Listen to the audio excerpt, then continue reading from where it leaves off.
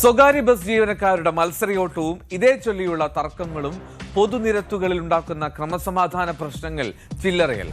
കൊച്ചിയിൽ സ്വകാര്യ ബസ് ജീവനക്കാർ തമ്മിൽ സമയക്രമം സംബന്ധിച്ചുണ്ടായ തർക്കത്തിനിടെ വടിവാളുമായി ജീവനക്കാരന്റെ പരാക്രമം. വൈറ്റില ഹബിലായിരുന്നു സംഭവം. അതുല്യ എന്ന സ്വകാര്യ ബസ്സിലെ ജീവനക്കാരനാണ് ഇങ്ങനെ ആക്രമണം നടത്തിയത്. സംഭവത്തിന്റെ ദൃശ്യങ്ങളും പുറത്തു വന്നു.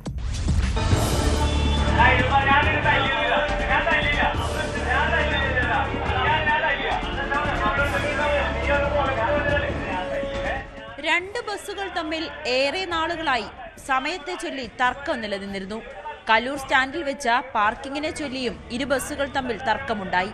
ഇതിന് പിന്നാലെ വൈറ്റില ഹബിലെത്തിയപ്പോഴാണ് ഗുരുദേവ ബസ്സിലെ ജീവനക്കാരെ അതുല്യ ബസ്സിലെ ജീവനക്കാരൻ വടിവാളുമായി ആക്രമിച്ചത്. വണ്ടി തടഞ്ഞു നിർത്തിയായിരുന്നു ആക്രമണം.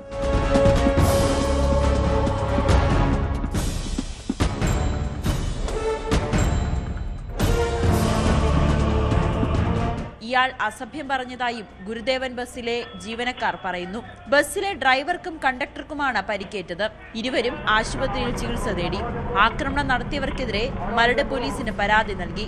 മാരകായുധം ഉപയോഗിച്ചുള്ള ആക്രമണമായതിനാൽ പ്രതികൾക്കെതിരെ ആംസ് ആക്ട് അടക്കം ചുമത്താനാണ് സാധ്യത.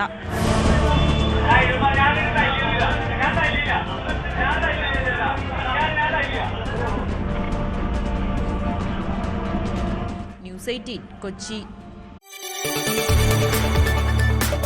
കൂടുതൽ വാർത്തകൾക്ക് news 18 Keralam YouTube channel subscribe ചെയ്യുക.